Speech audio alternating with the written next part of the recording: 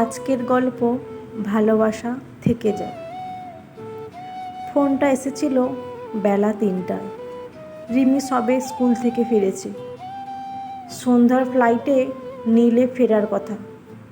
অফিসের কাজে সিকিম গেছিল। ভাই খবর পেয়ে ফোন করেছিল।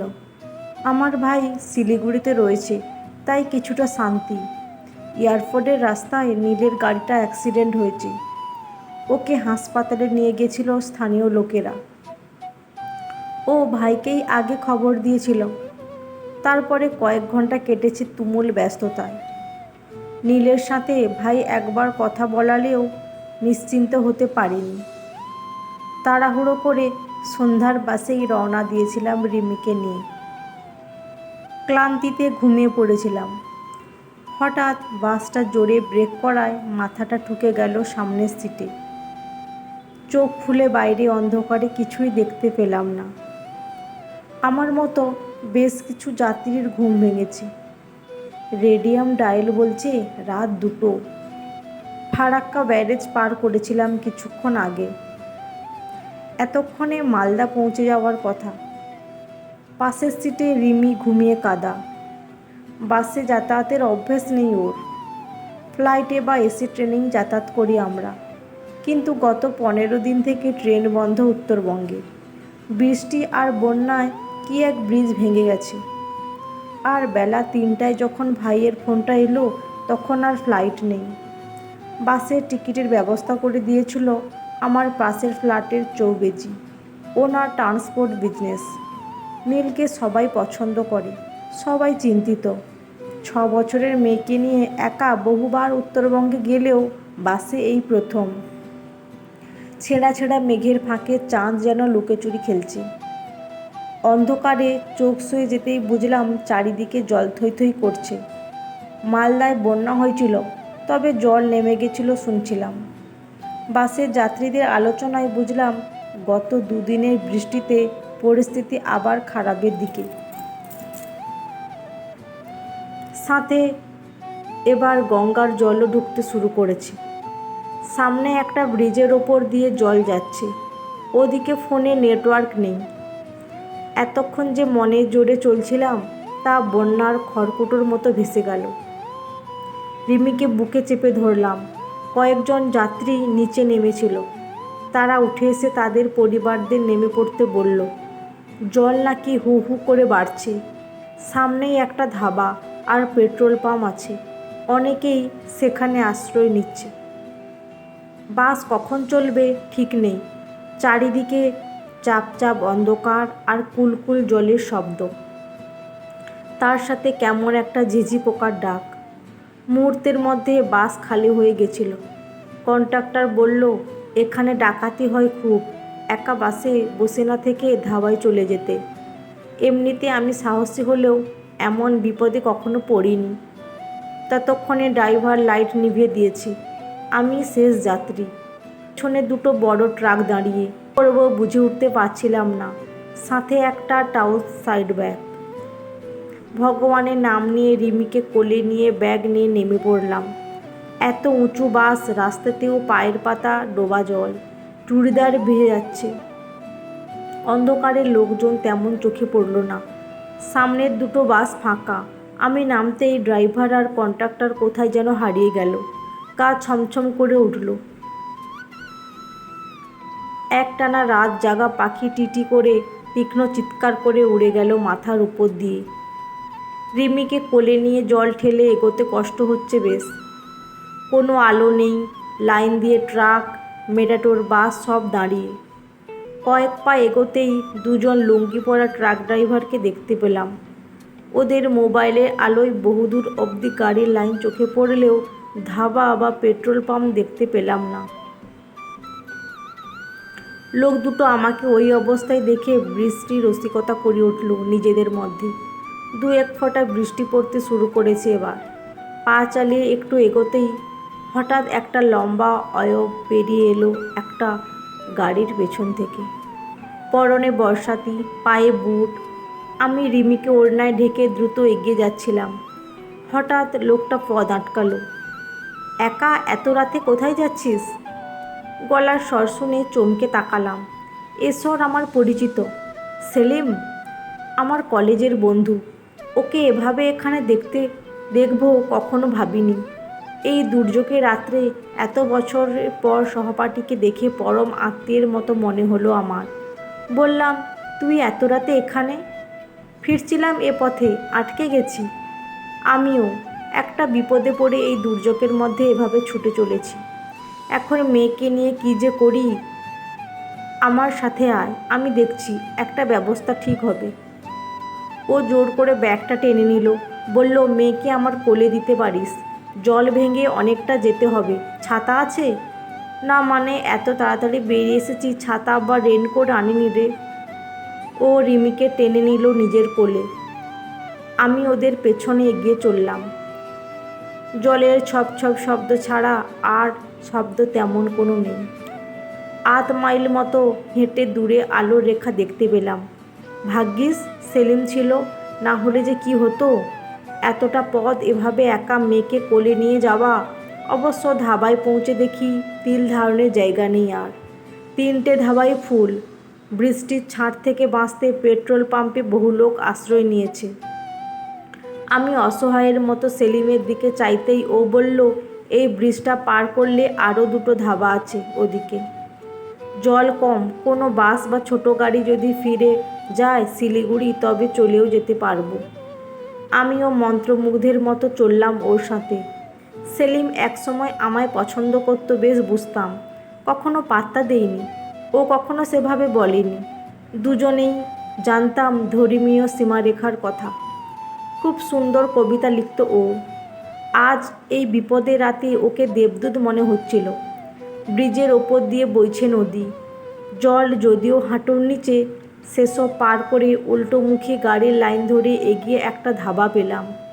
লোক রয়েছে অল্প, বড় ধাবা বেশ। সেলিম ম্যানেজারকে বলে আমাদের নিয়ে দোতলায় উঠে এলো। কোণের একটা ঘর খুলে দিল একটি কর্মচারী। ঘরে একটা টিমটিমে বাল্ব হলুদ আলো ছড়াচ্ছে। ড্রাইভাররা বিশ্রাম করে হয়তো এসব ঘরে। ভ্যাপসা গন্ধ। আমি ইতস্তত করছিলাম ঢুকতে। এভাবে এত রাতে ওর সঙ্গে এক ঘরে? তোরা শুকনো পোশাক পরে নে, মেয়েকে ভেজা জামায় রাখিস না। আমি দেখি ওদিকে গাড়ির কি ব্যবস্থা হয়। ও রিমিকে শুয়ে নেমে গেল নিচে। আমি তাড়াতাড়ি মেয়ের পোশাক বদলে দিলাম। ঘুমালে আমার মেয়ে কিছুই টের পায় না, গভীর ঘুম। জেগে থাকলে খুব দুষ্টুও। ওই তেল চিটে বিছানায় ওকে শুয়ে নিচের প্যান্ট বদলে নিলাম। বেশ কিছুক্ষণ পর সেলিম ফিরল। বলল, একটা সুমো শিলিগুড়ি ফিরছে, চল ওতে চলে যাই। ওদিকে জল কম, ভোরেই পৌঁছে যাব। আমার হাতে অন্য উপায় নেই। এত রাতে এখানে বসে থাকার চেয়ে এগিয়ে যাওয়া ভালো। সেলিম যখন রয়েছে চিন্তা কি। একটু পরেই সুমো এগিয়ে চলল গাড়ির মিছিলের পাশ দিয়ে। মাঝের সিটে রিমিকে শুয়ে ওর মাথাটা কোলে নিয়ে বসেছি। সেলিম বর্ষাতি গায়ে সামনে বসেছে। খুলতে বলেছিলাম, বলল পথে নামতে হতে পারে, বৃষ্টি তো ঝরেই চলেছে একভাবে। বড় রাস্তার গাড়ির লাইন। সে পথ ছেড়ে সুমো একটা সরু পথ ধরেছিল, হয়তো শর্টকাট। আমি এতক্ষণে একটু সাহস পেয়েছিলাম। বললাম, তোর কথা বল, কোথায় আছিস, কী করছিস? শিলিগুড়িতেই আছি, ব্যবসা করছি একটা। ওকে নীলের কথা বললাম, কিন্তু ও তেমন আগ্রহ দেখালো না। শুধু বলল, ভালো হয়ে যাবে তোর বর। একটু চুপ করে থেকে আবার বললাম, বিয়ে করেছিস? ও দুদিকে মাথা নাড়ল। কলেজে থাকতে কত কবিতা লিখতিস, এখনও লিখিস? ও হাসল, বলল, যাকে লিখতাম সে তো দেখতই না, বাদ দে। বিয়েও আর হলো না এ জীবনে। এমন করে বলছিস যেন জীবন শেষ। আমাদের অনেক বন্ধুরা সবে বিয়ে করছে এখন, তুইও করে ফেল। আর হবে না রে, ভাগ্যে নেই। যাকে ভালোবাসলাম সাহস করে বলতেই পারলাম না কখনো। তাতে কি হয়েছে, নতুন কাউকে খুঁজে নে, দেখবি মনের মতো সাথী পাবি। ওর দীর্ঘশ্বাস শুনতে পেলাম। বলল, বাদ দে ওসব, আর ভাবি না আমি। আসল ভালোবাসাকে কি ভোলা যায়? ভালোবাসা থেকে যায় রে। আমি কথা ঘোরাতে দু একটা প্রশ্ন করে আলাপটা চালিয়ে যেতে চাইলেও ও তেমন উৎসাহ দেখালো না। পূব দিক লাল হচ্ছে ধীরে ধীরে, গাড়ি বেশ জোরেই ছুটছে। কে জানে নীল কেমন আছে। ভাই বলেছে চিন্তা করতে না, খোঁজও নিতে পারছি না, মোবাইলে টাওয়ার নেই। ঘুমন্ত রিমির দিকে চেয়ে মনকে শক্ত করলাম। এখন সেলিমকে নিয়ে এত ভাবার সময় নেই। আর ও কার কথা বলছে কে জানে। তোর বরের কিছুই হবে না, একটু পরেই পৌঁছে যাবি তুই, সেলিম আবার বলল। আমি ঠাকুরকে স্মরণ করে কপালে হাত ছোঁয়ালাম। দুদিকে চা বাগান আর দূরে পাহাড় ধীরে ধীরে স্পষ্ট হচ্ছে। আবছা মেঘ আর কুয়াশার চাদর সরিয়ে কমলা বলটা উকি দিচ্ছে আকাশের কোণে। একটু পরেই পথে গাড়ির সংখ্যা বেড়ে গেল। শহরে ঢোকার মুখেই নেউটিয়া হাসপাতাল। সেলিম গাড়ি থামাতেই রিমিকে নিয়ে নেমে পড়লাম। ও বলল, তুই যা, আমি গাড়িটা ছেড়ে দিয়ে আসছি। ভাড়া কত টাকা? তুই ঢোক, আমি এসে বলছি। একটা বড় অ্যাম্বুলেন্স বের হচ্ছিল। তার পেছনে লাল সুমোটা গেটের দিকে এগিয়ে গেল। লবিতে ভাই বসেছিল, দু চোখে রাত জাগার ক্লান্তি। আমায় দেখেই ছুটে এলো, বলল, কি করে এলি তোরা এত ভোরে? মালদায় আবার জল বেড়েছে, সব গাড়ি আটকে গেছে। আমার চিন্তায় ঘুম হয়নি সারা রাত, তোকে ফোনেও পাচ্ছিলাম না। আরে এক বন্ধু পৌঁছে দিল। নীল কই? জিজু ঠিক আছে, সব রিপোর্ট ওকে, একটু কেটে ছড়ে গেছে, একটা হাত ভেঙেছে, আজ প্লাস্টার হবে। কিন্তু তুই কিভাবে এত ভোরে এলি? আরে সেলিমকে মনে আছে তোর? আমার সাথে পড়তো। ওর সাথে মালদার কাছে দেখা হঠাৎ। ও হঠাৎ একটা সুমো জোগাড় করে পৌঁছে দিল। কে কে? সেলিম, শেখ সেলিম। আরে আমাদের বাড়িতে আসতো, তোর মনে নেই? আমার সাথে পড়তো। দাঁড়া, ও আসছে এক্ষুনি, গাড়িটা ছাড়তে গেছে। আমার ভাই দ্রুত বাইরে বেরিয়ে এলো, পেছন পেছন আমি। বাইরে রাত শেষ হয়ে সবে দিন শুরু হয়েছে, চারিদিক ফাঁকা। সেলিমকে দেখতে পেলাম না, গাড়িটাও নেই। রিমি জেগে আছে, অবাক হয়ে তাকাচ্ছে। ওকে ভাইয়ের কাছে দিয়ে এগিয়ে গেলাম রাস্তায়। না, নেই। ভাইকে বললাম, আচ্ছা পাগল ছেলে, সারাটা রাত জেগে ভূতের মতন এলো, আমায় পৌঁছে দিল, উবে গেল। ফোন নম্বরটাও নিতে ভুলে গেলাম জানিস। দিদি, তুই শিওর ওটা সেলিম ছিল? লাল সুমো কি? হ্যাঁ, কিন্তু লাল তোকে কে বলল? ও অবাক হয়ে আমার দিকে তাকিয়েছিল কয়েক সেকেন্ড, তারপর ধীরে ধীরে বলল, কাল জিজুর গাড়িকে ধাক্কা দিয়েছিল একটি লাল সুমো। ব্রেক ফেল করে একটা বড় গাছে ধাক্কা খেয়েছিল গাড়িটা। ড্রাইভার আর একজন যাত্রী ছিল, স্পট ডেড। ইস, চিনিস ওদের? শিলিগুড়ির গাড়ি, আর যাত্রী ছিল তোর বন্ধু সেলিম। বডিটা পোস্টমর্টমে গেছে, তুই ঢোকার একটু আগেই ওর বাড়ির লোক এসেছিল, এই তো অ্যাম্বুলেন্সে নিয়ে গেল। সেলিমদা একটা কালো রেনকোট পরেছিল, রক্তে ভেসে যাচ্ছিল, ব্যবসার কাজে যাচ্ছিল ওরা। আমার কানে আর কিছু ঢুকছিল না, চারপাশটা কাঁপছে। ভাই না ধরলে পড়েই যেতাম। সারাটা রাত এত গল্প করলাম, কত কি বললাম। ও শুধু বলেছিল নীল ভালো হয়ে যাবে।